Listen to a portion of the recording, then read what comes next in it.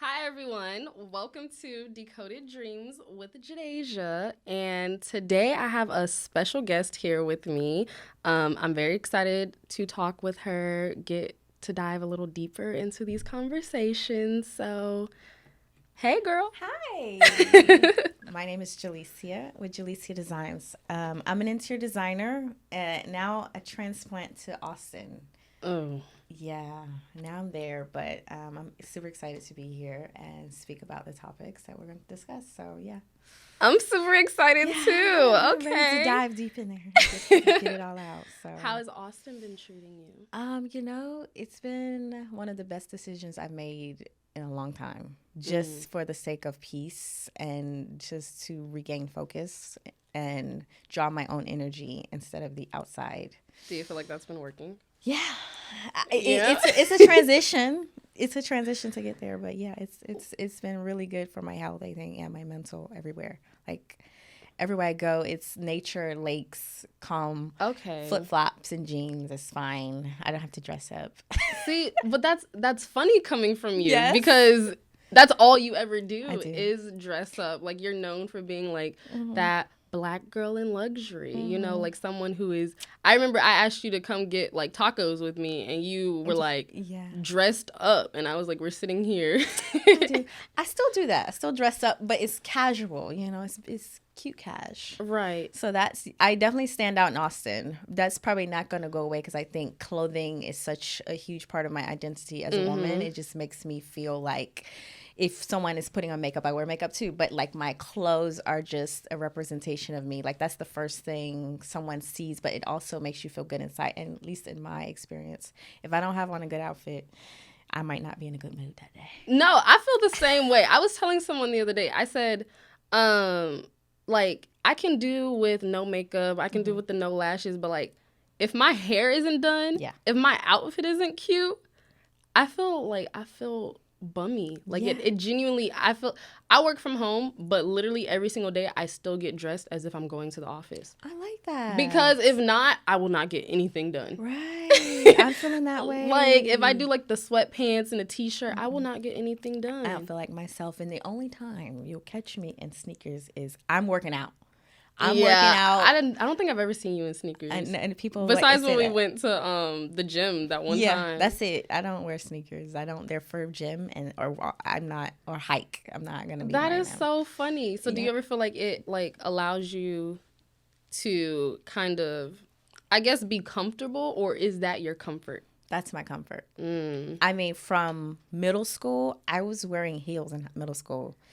It's Oh, like that is crazy. Me too. doing the most. Me too. But literally, I'm like a boot heel person. Okay. And I think it was like 7th or 8th grade. I wore some boot heels, some heeled boots, whatever, to school. And someone had did something to me. And I'm known for being fast, right? Like I'm not a runner anymore, but like I've always been someone who's fast. And legit, I was chasing this guy down. He was a boy at the time. I'm sure he's a guy now. But I was chasing him down the hallway, and someone opened the bathroom door, and I literally, like, face palmed into the door. And I never wore heels to school ever again. I said no, because this probably wouldn't have happened if I didn't have these heels on. So that's funny. I think more about what I don't know. I think I see my mom wearing them, and I've always been into fashion. I would look at shows. I would just make my own clothes or figure, and it would be so different from what everybody else was wearing because I Right. wanted my own identity, and so that was like my comfort. And I'm wearing heels. I will run in heels and not fall. Oh, But now that I'm Okay. getting older, I got to be careful now. But okay. So you said It's that like- you seen your mom wearing heels? Like, is that where you think you got like this whole luxury? I think so. I've always Oh. she was always like I think, dressing up, just doing everything, working, just even on a regular day. And people would always comment and say something about it. And I'm like, I love that about my mom. Like that's Aw. something I aspire to be. And now I think she sees me that way. She's like, you're the epitome of me when I was your age. Aw. So it's like a nice little tribute to her as well. Like, That's good. yes. So No, I- honestly, whenever I think about the things that my mom wore, so my mom is not like who she once was as a person. So like growing up, my mom was always known for being like very artistic and talented. She was one of those people who could braid your name in your head, you know, like she would design clothes, make wigs. Like she always had like top tier fashion. But now that she's gotten a lot older, I have to literally, I don't really speak to my mom much anymore now. But before, I would have to be like, look, you need to send me a picture of your outfit before you get here. Because, like, she just, you know? Yeah. And I guess you could say, like, you know, as people get older, especially women, once you have kids and stuff like that, like, you feel like you have to kind of, like, tone it down. You know, start, like, sometimes whenever I dress up, I'm like, I look like a soccer mom. And I feel like everyone who, like, if I told someone that, they would have an image pop up in their head of, like, what a soccer mom looks like. And they're like, you're not that. I want to be a soccer mom, so that doesn't offend me, but, like, it's just funny how that happens. Yeah. I think, going back to, you know, as we age and then we start to lose it as women regardless, but I think I will never change. I think as an older lady, I'm going to be dressing up every day. Oh, really? I think so. My mom still is the same way. She's different. It's evolved, but I think she's a creative person. My mom was a writer. And so she was really good at storytelling, and that was just her thing. And then fashion. So she was very creative and still is, but you know, she in her own way, I'm not saying it matches the trends now, but she still has it in her, and she tries to still bring that side out. And I think so often, like, people will try to dim your light and say, "What are you? Why are you trying? Yeah, You're doing the most." And it's like, let people be if that's what makes them happy. Right. If that's how they come, like that's who they are to their core. I feel like there's no sense in taking that away from them. Right. Because, and I think that happens. No, that happens a lot, and I feel like you see that especially when you're going to like an event or something, you know, and everyone's like, oh, you know, it's this type of event, and yet you're fully glammed out, hair slayed to the gods. Like, I don't mind that. Like, I don't mind being around those people because like sometimes I'm that person, but I would be lying if I said I'm that person all the time, because I do dress up all the time, but I have like I guess like a set like level of dress up that I usually stick to. But obviously, if it's, like, my birthday or something. But, like, me, I'm not one of those risky people whenever it comes to fashion. So, like, if it's going to have me, like, I don't know, pulling down my skirt too much, or if I feel, like, slightly too exposed, like, I'm not going to wear it. I can't. I just can't do it. You have to think about all the logistics of the thing. Right. Like, I'm going to wear this. But for me, it's my armor. Because if I don't have this, I'm not going to be confident in this room. I'm networking or I'm at an event. Like, and I think I have, it's weird me getting dressed. It's a tornado. It's stuff everywhere. And it's like, I don't know. If you really know me, you come into my closet when I'm getting dressed. And I know because I have. A lot of, you're like, it's okay. Nope. And I might bring clothes with me just in case so I can change, because I think about everything in detail so much. And I think it shows in what I wear. It's not about it's not also, I mean, it's not only about what you wear, but it also, like, how it makes you feel, and then how you show up to something is what I'm trying to say. And yeah, it's just my armor. So I don't know. Okay, so you said that it makes you feel like confident. And do you feel like that is something, like, whenever I look at you, I would never think like, oh, like, she needs extra help to feel confident. But do you think that that's like really? Yes. Why is that?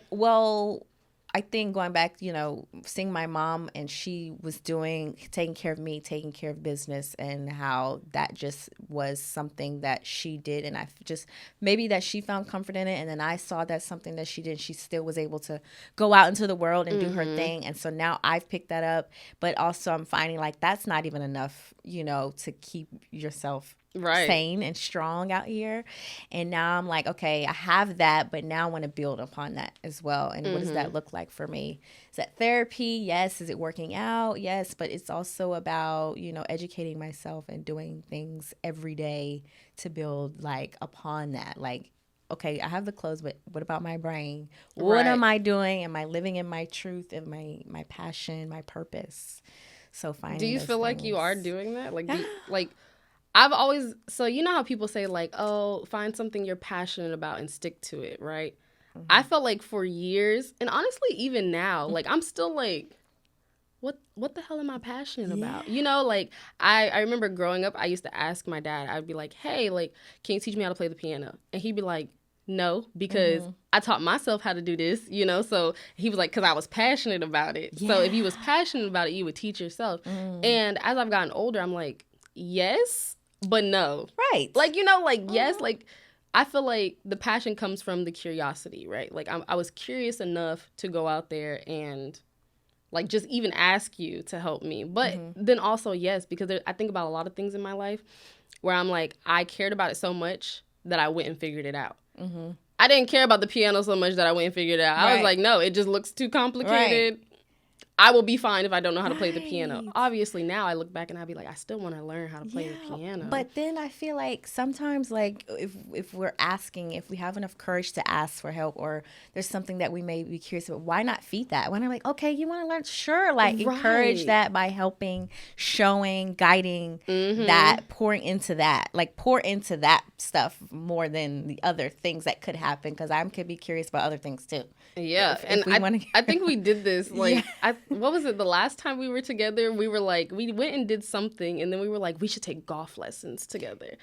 Did we do tennis? Oh, it was tennis. Okay. It was tennis. And we were like, we were looking on like Amazon and all these other stuff to get like all of our tennis gear and our tennis outfits, and we were ready. And I feel like everyone always jokes about me doing like little side quests. Like they're like, okay, Jadasia, you're a cybersecurity engineer. Right. And yet now it's like, oh, she's a business owner. She's doing this podcast, you know, like all of these other things. But truthfully, I think that's my passion. Like, I don't think that I have one singular passion where it's like, okay, my passion is playing an instrument or playing a sport or doing some sort of hobby. My passion is a lot like what you said, like when you say like you want to feed your brain. That's how I'm the same way, but I just actually do it in like activities. So like my passion is, you know, putting my hands in enough jars. Like I love that. I love being like, oh yeah, I know a little bit of tennis. I know a little bit of golf. I'm really good at this language. Like I can speak X, Y, Z, you know, like all of those things. Je parle français. All right. You know, That's all so I know. yeah, I told myself I was going to teach myself French, and it was going really well for a while. But then French is one of those languages where I can practice it myself, but the moment I hear someone else say it to me, I'm like, what did you say? What did you just say? You know, so I realized that I wasn't doing that well, but I did pick up Chinese pretty well and pretty fast, which is surprising. But that's what I think. Hear some Chinese? No, actually. Oh, okay. I was like, can I hear? No, like I picked it up really fast, and then I don't know. I think I picked it up too fast. So like. Okay. Here's something that I'm realizing about me, and it's kind of affected like a lot of different things in my life. But I'm like a project kid, right? And not in the meaning of like an actual project kid, but like I take things and I consider them as projects. But once I get it to a certain point, I'm like, okay, done with you. Done. Yeah.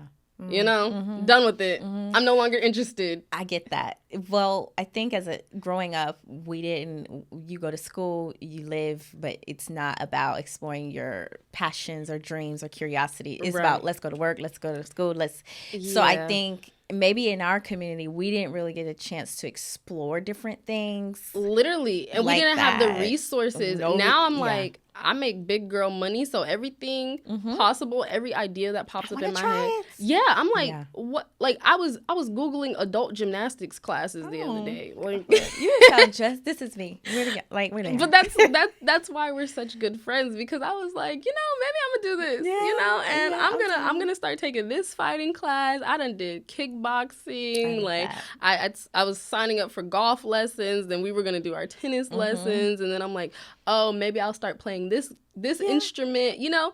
And it's just because I'm like, I never want to get to a point where, and you hear a lot of women especially say this, but they're like, they do everything right, basically. Like, they live the typical, like, they grow up, they go to school, they get married straight out of school, they immediately start having kids, and then they're like, oh, well, I always wanted to be a ballerina, but then I had you, so... You have responsibilities. Yeah, so I never really got to live out that dream. Now, either they do one or two things. They end up forcing their child to live out that dream, and then they live through their child, or they just have to accept that that dream is gone. But I don't ever want to get to that point. So I'm like, well, I got the time.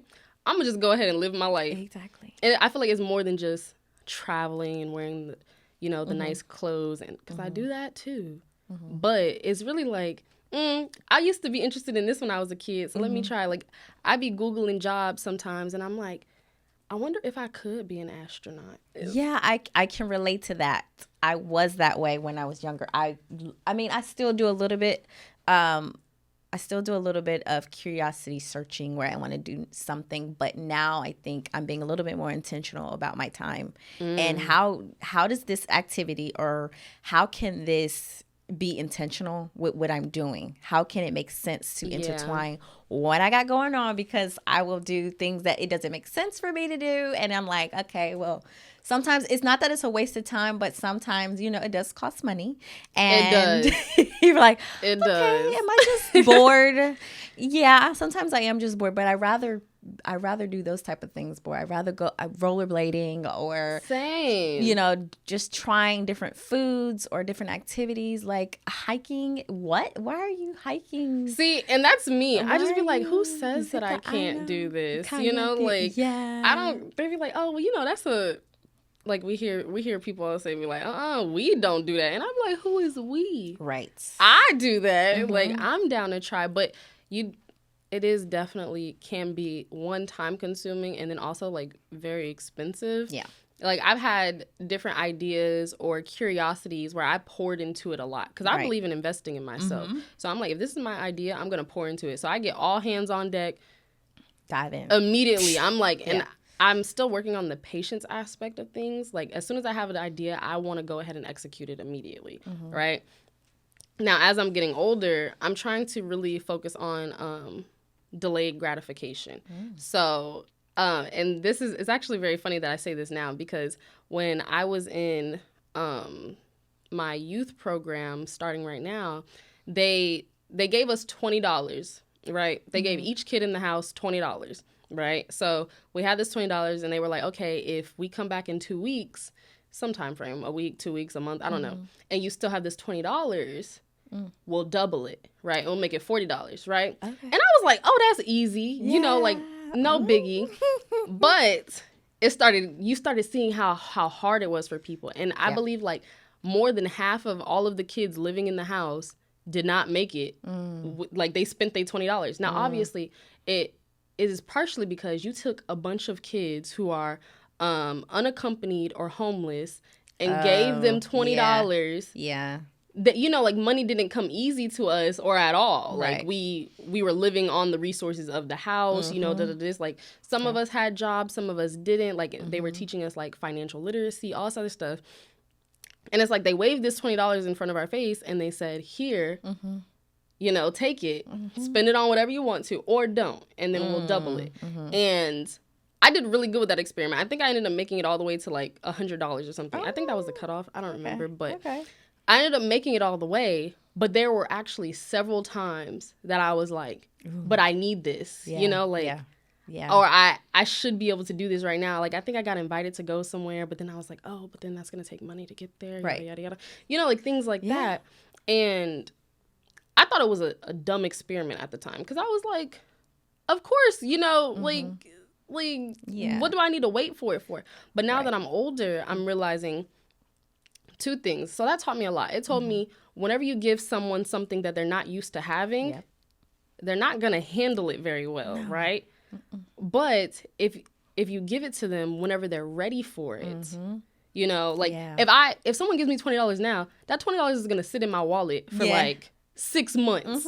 I'm going to forget it's there because I have money now. Right. So now it's like $20. If anything, I'm going to be like, what can I do with $20 in this economy? And talking about money, like, I think, well, for me anyway, I come from a scarcity background and environment, and so I get that concept of, oh my gosh, I got $20 now, I got to spend it. I really need this. But now where I'm at today, like, I don't say I spend money. I say money is in circulation. Any money I'm giving out is investing back into myself. Like, it makes sense. That's why if I'm spending my money on something, it's ultimately gonna the bigger picture with this money that I'm circulating it's going to take me to the next level in some kind of way. And sometimes it could be a lunch with a friend or it could be a trip. And I'm like, but now I'm thinking about, okay, how is this all going to make sense? You know, thinking about it from that perspective of, okay, I'm spending this, but then where am I going with this? Is this just something that I'm going to just waste time and just blow it? No, not anymore. I'm thinking bigger picture. And like now when I travel, I'm like, okay, it costs money, but you know what? I might meet someone. And I actually had an experiment on myself. I did this. Okay. I love Chick-fil-A. I crave Chick-fil-A on Sundays, but they're never open. Yes. And I'm like, I love Chick-fil-A too. I had Chick-fil-A this morning. And but then I said, Jalicia, because of my new life in Austin, I said, you are not going to be eating at Chick-fil-A on a Tuesday in the afternoon. That's not what you're going to be doing. You are going to keep a certain lifestyle for yourself, and you're going to go to a restaurant by yourself. Don't be afraid. You never know. You're going to meet someone. And I'm talking to myself in the car. I was like, okay, I'm just going to do this. And I get to the restaurant. I go sit in the bar. The experiment went where I'm in my car. I have a new life from Houston, you know, my personal stuff. But I'm by myself now, and I'm like, okay, you know, I want to get Chick-fil-A. It's so convenient. I'm on the go, but, you know, I don't want to be that person eating in her car by herself. And I was doing that. I started to do that a little bit. And I was like, this is not me. Like, I started to like... I wasn't self-aware of what I was in for a second. And yeah, that was, I said no, because I think I lost myself a little bit transitioning. Right. And I was in a state of mind that it wasn't good, but I had to go through it. And then I, you know, one day I was just like, oh, you know, let's treat myself. Why eat at Chick-fil-A? Nothing wrong with Chick-fil-A, but let's go eat at this nice restaurant. Like, that's what you're used to, and there's nothing wrong with what you like.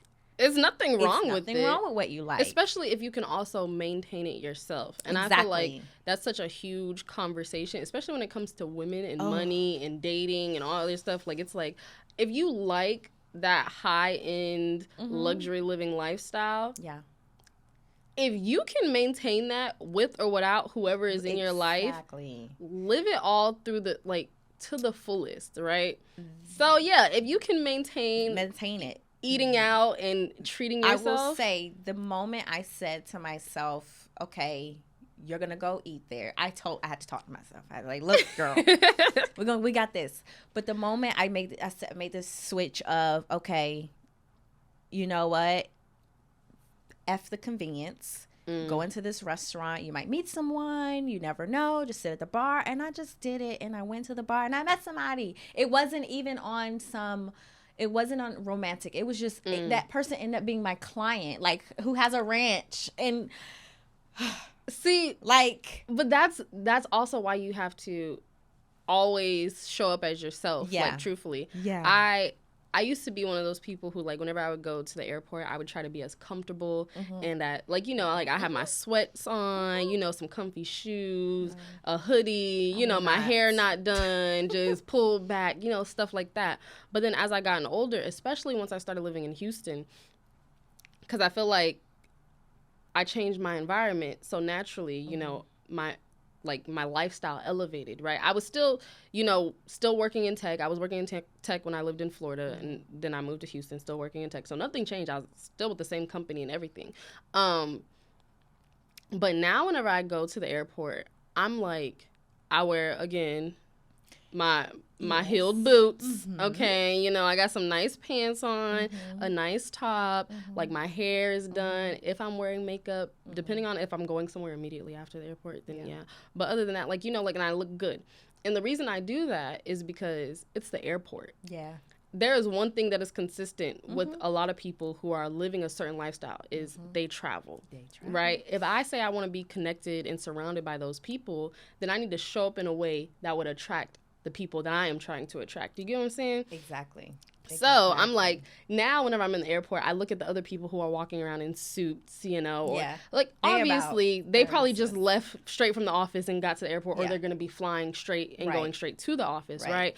Or, you know, they're one of those people who think like how I think, right? You never know who you're going to run into. Never know. And I always say this, I would be so upset if I ran into whoever it is that I looked up to, my role model. And then that's the time you... And then it's like, I'd be like, wow, I just ran into this person and I don't even look good enough to want to say, can I take a picture with you? Yeah. You know, because then it's like... I'm taking a picture.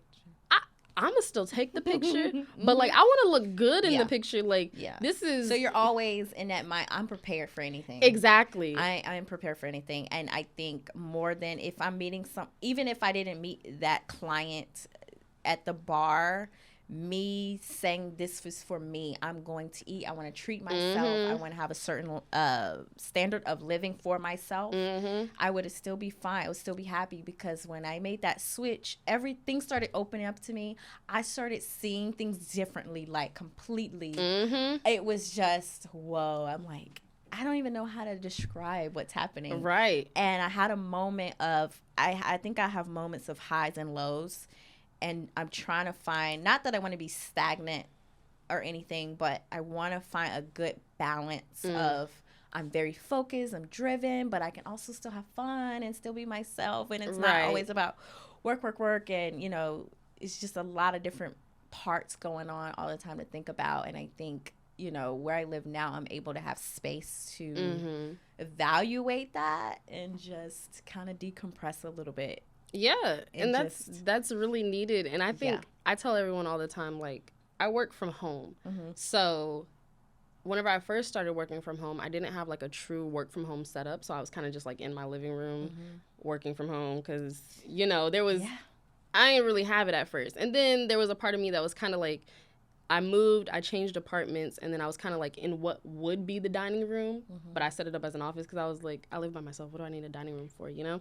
And then as I gotten older, I realized the need for that separation, right? Because if I'm sitting here and my work laptop is 5 feet away from me and I'm trying to watch my favorite show on TV, trying to decompress, but then I hear that laptop go off, I'm going to be like, wait, what is it? Because why are y'all messaging me right now? That means it must be something important.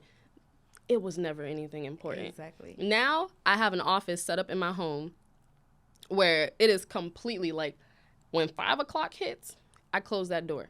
Unless I'm like, as a security engineer, we do have incidents and stuff that happen like after work hours. So sometimes there are times, rare occasions, but there are times where I'm up at like 9 p.m. still trying to figure out like, okay, what's going on with this situation, like yada, yada, yada, while it's fresh so that we can go ahead and have it. And then, you know, we start the next day. When that happens, that's a different story. But other than that, I'd be like, here. Like, I have a personal phone now and a work phone. Like, everything that I need, I know that whenever that phone rings, it's work-related, it's money-related. So I'd be like, okay. But then I have my personal phone. And then it's like, that need for separation is so real, and I feel like the separation thing applies to so many things. Like, I feel that way whenever it comes to family, friends. Like, you know, everyone has this issue where whenever it comes to their birthday, they're always like, how do I get everyone in a position to go together? Like, do I include my family? Do I include my friends from college? Do I include my lifelong friends? Do I include my coworkers that I'm cool with? You know, like, we try to figure out how to kind of mesh all of our friend groups together. Yeah. And so many people are always like, well, why? Like, why do you feel like all of your friends have to? And I'll be like, it just make my life a lot easier. But it's more convenient for me. It's more convenient. But then also there's those people who feel like we should have friends in a specific pool or box. Yeah. And, you know, and I'm like, no. You know, like, you know how people be like, oh, well, how does the saying go? Like, you are a sum of the 5 people closest to you. So I'd be like, well, dang, then I need to evaluate. Like, you know, like, let me see. But then again, that plays into that whole separation part, because I'm like, I I have been friends with the people that I've worked with. I've been friends with, you know, like all types of people where I have mixed them, like the lines have been very blurred. Right. And I don't mind that to a certain extent. However, it has come with its issues. You know what I'm saying? Like, it's like, okay, like I see these people all the time. Right. You know? It's delegating to relationships and not crossing lines because you have to, because you're already juggling. And we are juggling so much, and then it can be chaotic if you don't have a handle on it, and it's mixing, and it's stressful. I'm not about that anymore. It's peace over here all the way. It's funny you mentioned that, like, it's chaotic because I got to a point where I was being so chaotic that I was like, I might need to get evaluated for some, like, behavioral issues, right? Oh, okay. No, literally, like, I was like, okay, like, I had stopped going to therapy because I got to a really good place. Right. So I was like, I don't need therapy anymore, you know, whatever.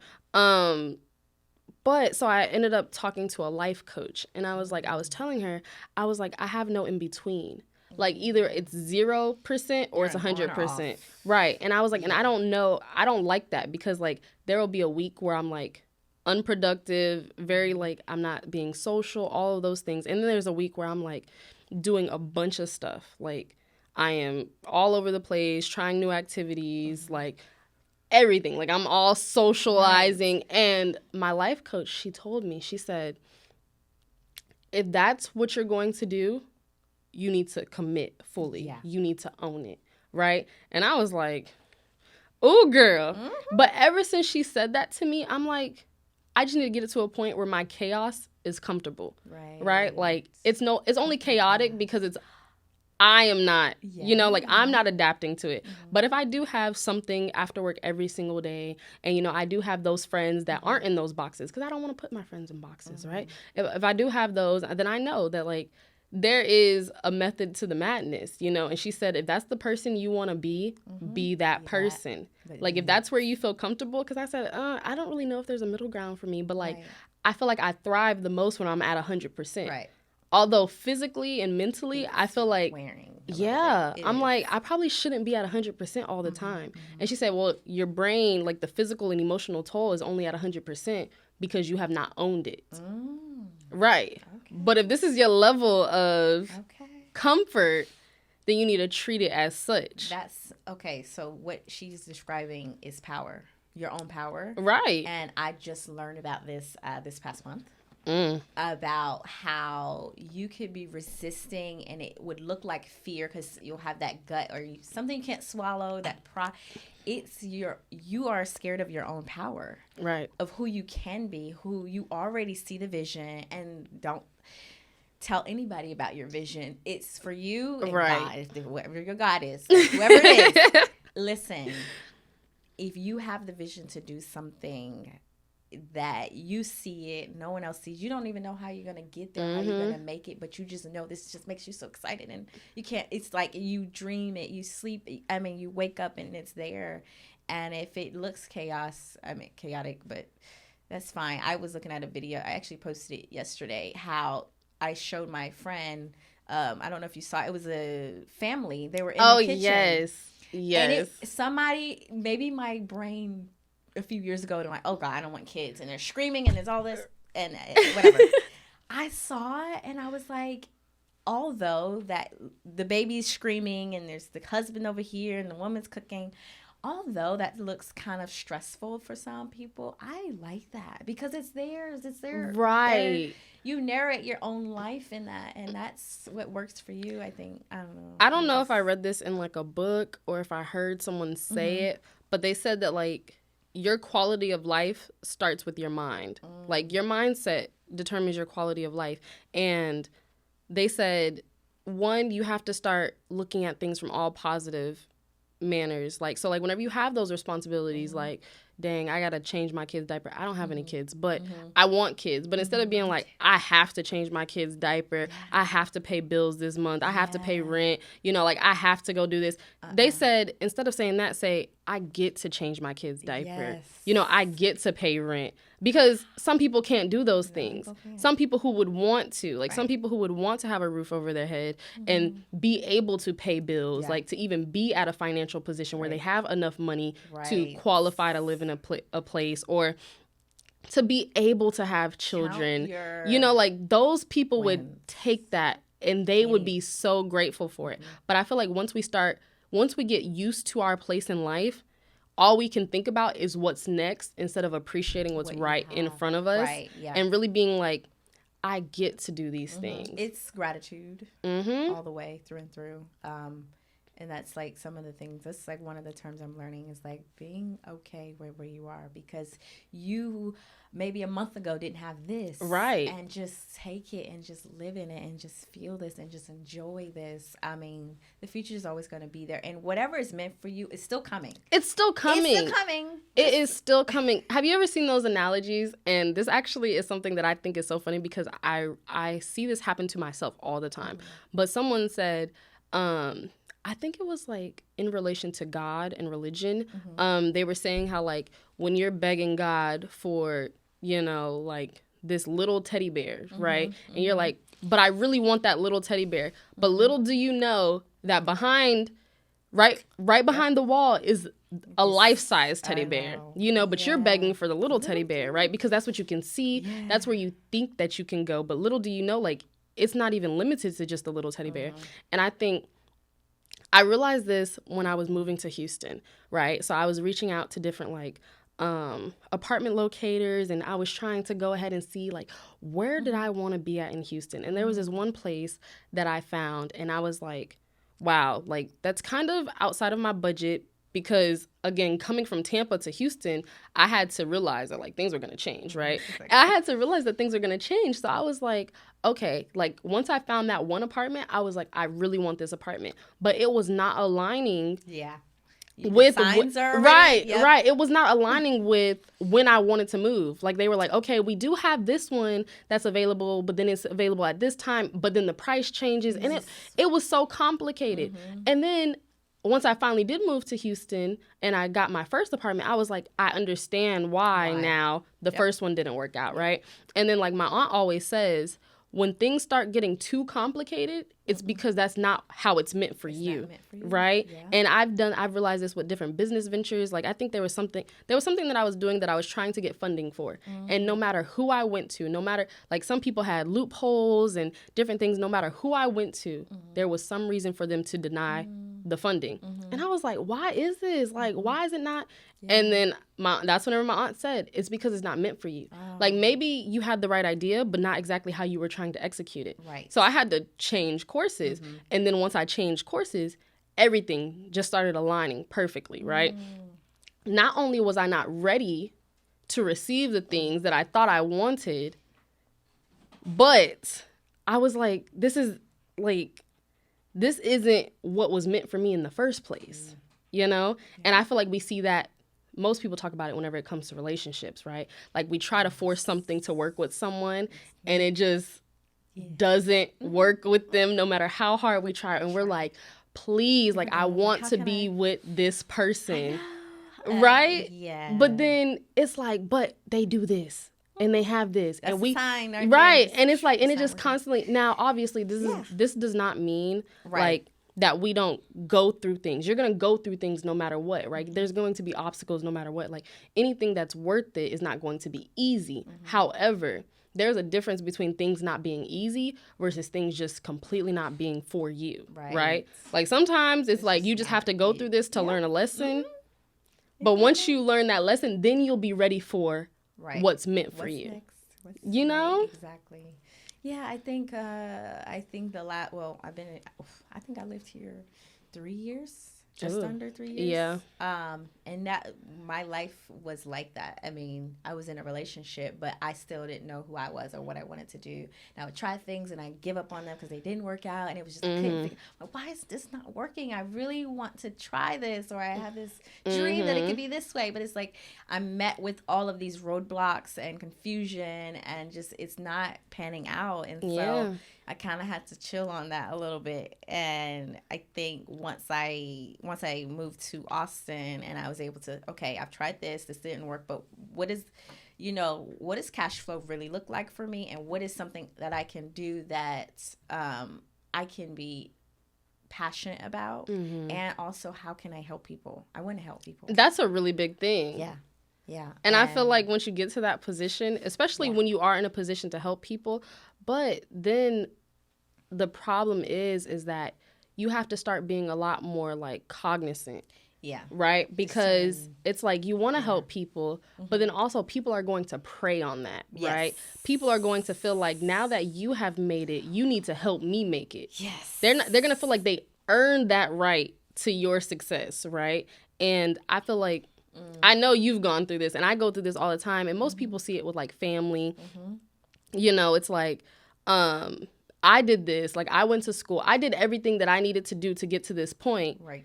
And now you expect me, you expect me to just allow you to just skip over all of these necessary steps and bring you with me. So sometimes it's hard, but then I think it's called, what is it called? Like success guilt? Like, you know? I had that in September. Just this September, I did. Why? I think I started to feel it a little bit because I mean, I've had people reach out to me for a while because I would be giving it away. I just like, help, we need help. Here you go. Sure. And then like I could do more, but I felt like it was pulling away from what I wanted to do. And it's not that I don't want to help people. And the help I was resonating or talking about before was like within my job, I'm helping people feel better with design when they come home. But the other help, that there's two different serving and then helping. Like I think I've given away more money than I made last year. Exactly. Same. Like I made the most money I've ever made in my life last year.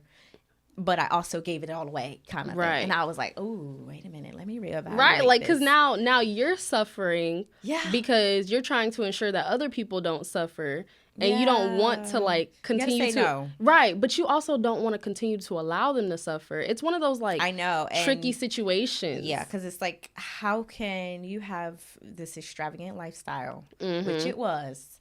And I was showing it, and I was having the time of my life, and just loving. And now I'm like a little bit more private, and I still show some things. But, you know, when you have people hungry, when you have people that are displaced, they're homeless, when you just, I mean, like I come from humble beginnings, and I have people still in the struggle. And I took the end of last year, 2023, to give back to my family in a bigger way. I got a house. I filled another house with furniture. I put people in school. Like I really came in there and did some big moves. And then the city I'm from recognized it, and they were like, hey, can you do this? And it just opened up so much. And I was like, it's me, first of all. I have some sort of light. I'm learning about this light or aura that you are special. But it's because you believed in yourself a little bit more than others. And I think from a childhood I knew, but coming back to an environment like that, when you have something and it's just because you wanted more than this, I had cousins my age. They could do it too. Right. But there's something about you that you just went for it. And then to come back into the environment and show that, and then, you know, they look like, well, how did you... Well, I feel like I know you, so I need to get a piece of that. Oh, you had nothing to do with this. This is me. Right. Okay? I'm believing in myself. But, like, you know, and it sucks to say that you were, like, some people say self-made, and I always tell people that you can't really say that you're self-made, because obviously, like, the people around you have had some sort of impact. Of course. But, like, you were the one doing the heavy lifting. And, like, people don't realize that although you're the one always helping people, sometimes you need help too. Yeah. You know? And there was this... And that can come in different forms. Different forms. Other than monetary. Right. You know? Like, just I seen this pastor say something where he was basically breaking down that, like, he had groceries ordered to his house, and he had, like, his boys sitting on the couch. So he was picking up the groceries, 2 handfuls, bringing them inside, and his boys didn't get up at all. And he was like, I don't know if I want to yell at them for not helping me or if I'm disappointed because they didn't even ask me for help. And his boys was like, oh, well, Dad, it looked like you had it. Like, you had it, right? Wait. And Look, no, it gets That better, one right? Because there. that's the one, right? And he was like, they were like, it looked like you had it. And he said, although I have it, that doesn't mean that, like, you can't still help me, right? Like, my bills will be paid, things will be taken care of on my own. Yeah. But, like, why are you not wanting to help me? You know, like, people look at, and people always say, like, check up on your strong friend. But I feel like they mean that in so many other ways than just, like, emotionally and mentally. Yeah. But we put ourselves in these positions where everyone is so willing to ask for help, but they're not ever willing to offer you help because they just assume that you have it all figured out. And he was like, you have to consider who the people are around you. Are these people, are you surrounded or are you supported, right? Yeah. And most times people like us, we end up in situations where we're just surrounded. Yeah. You know, people who are they're here for the journey, but they're not actually supporting the things that you're doing. And that's where the help comes from. Like, they are supporting your ventures, your different ideas, your lifestyle, whatever it is. I think, too, what I'm realizing is that it's some sort of, it's like a generational cycle or things that they were taught. They weren't taught. Like me moving or you moving and coming into a new environment and exploring the world, your perception starts to expand. And they're in that environment or in that place. That's all they know. Right. And it's not, you're disappointed, but that's all they know. They don't understand it. That's it. And even coming into trying to expand their mind in that way, it's tricky. But I think just having the conversations with them and kind of just meeting them where they're at. You're not going to get more sometimes. You do. You have to, but people have to want it. Yeah, and exactly. I'm glad that you wanted everything that you're doing enough. Manifest like this, y'all. You wanted it enough, and that's a personal journey that everyone has to go on. So I am really glad that I have been able to witness your journey up close. Like, we just met each other. You were one of the first people that I met whenever I moved to Houston. You and another friend, and it's the power of social media, honestly. But I love that I've been able to see you navigate and grow. I know you're like slightly older than me, but like I really be forgetting that, truthfully. I feel that because you're very. Thanks. You're on it. Yeah, like, but I've loved being able to see you grow, and the fact that you've been able to be so vulnerable with me as a friend, like.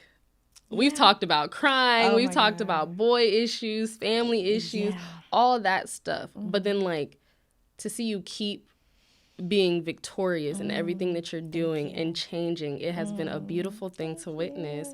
So I love it. And I love how you've been able to speak to those things. Like, the things that you have experienced, this is how you're helping people. You know what I'm saying? Like, because you've experienced those things. So you're able to speak to them and help someone else kind of, I guess, avoid making the same mistakes you've made. So, and two, I'll get messages when I'll do my little talking vlogs, and it'd be late at night, and I just read my feelings, and then I might delete it later because I overshared. That was too much information.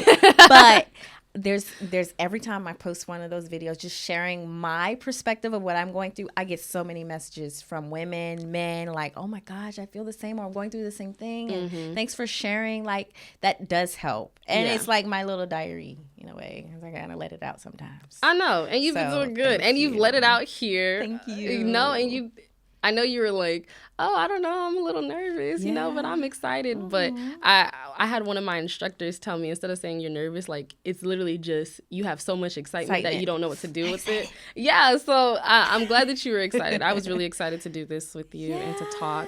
I feel like I knew you were going to have, like, a lot of insight to offer women, men, children, elderly, all of those things. Everybody, come get it. Come get the smoke. Also, by the way, this is me wrapping up. Okay, because you didn't see the countdown. I felt like I saw that. So I love talking with you today. You know, I love talking to you all the time. You know, and we've said that, like, look, I've had to tell you at times where I didn't feel like you were being a good friend, and we talked it out. But I'm glad that we're back to a place where we're back to having these conversations. You know, and I'm really glad that you're able to come here with me and be my first episode. Decoded dreams right now. Yeah, we just decoded, like, the mess out of your dreams. We did. Yeah, you know, So, but that's why I chose the name, because it's kind of like I love that. picking apart I'm so our excited. dreams and how we got here and all of those things. So Okay. yeah, well, okay, everyone. So this is the end of this episode. You know, thank you for watching. If you've made it this far, like, I feel like we were able to have really good conversations, and be sure to check out the next episode and go ahead link your social media, girl. Jalicia C, and it's spelled Jalicia C, the letter C, like cat. Like cat, mysterious. But I post about my interior design. I post about my travel, my overall life, and yeah, I'm super excited to be here. And thank you for having me. Of course, always. Okay. All right. Do I say bye? Bye.